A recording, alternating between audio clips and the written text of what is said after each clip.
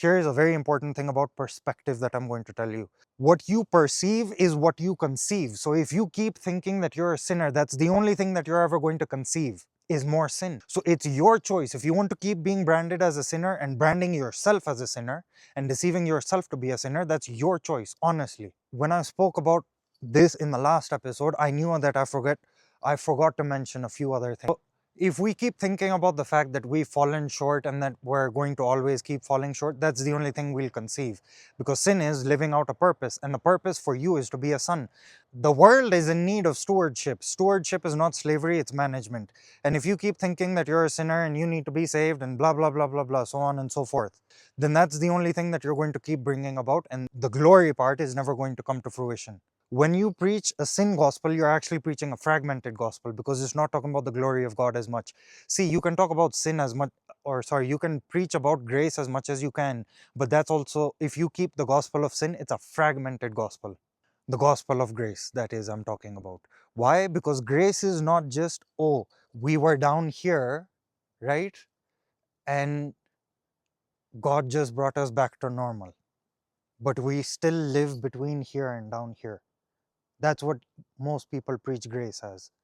When in fact, grace is that we were down here, and instead of bringing us up here, He brought us up here to be equals with Him, the way we ought to be, the way we were rightfully meant to be, to partake in His glory. Do you know what Haggai chapter 2 verse 9 says? Haggai chapter 2 verse 9 says, and it's a prophetic book, by the way, minor prophet, but one of the last books before the New Testament rolls in. God's words are basically that I'm going to bring you back to a greater glory than that of the former glory. And He was going to do that through Jesus Christ. But a lot of us here are just sitting and talking about how, for some reason, sin matters more. Since when did sin matter more than the glory of God? When you preach a grace gospel and then you start saying you're a sinner, you are basically mocking the work that God did through Jesus Christ, the finished work of Christ. Either you can live in the finished work of Christ and scale it up, or you can keep sitting and wallowing in self-pity with your sin. That's a pity party that you impose on yourself.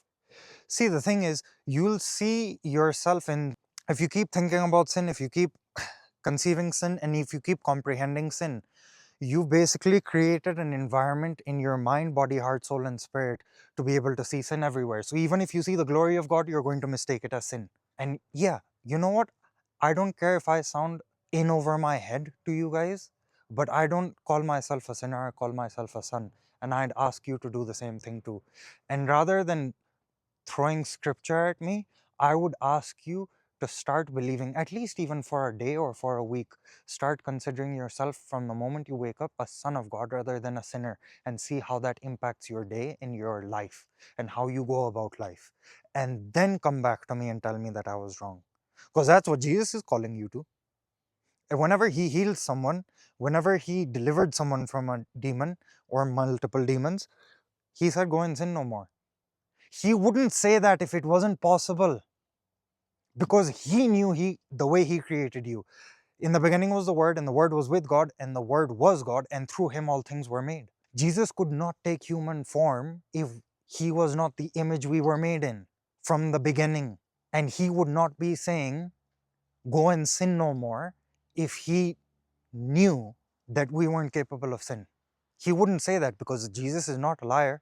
So when He says go and sin no more, He's also saying that to you. Whatever you've been healed of, whatever you've been delivered from, whatever sin you struggled with, He's saying that because He's saying you have been mislabeling yourself. You've been living out a purpose, and the biggest thing that's kept you out of your purpose is the fact that you think you are sinning.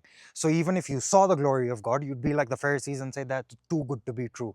Since when did Jesus become too good to be true? When did the gospel become too good to be true? I'm asking you, if your background is having a faith in Jesus Christ, when did the gospel of Jesus Christ and Jesus Christ Himself become too good to be true for your standards?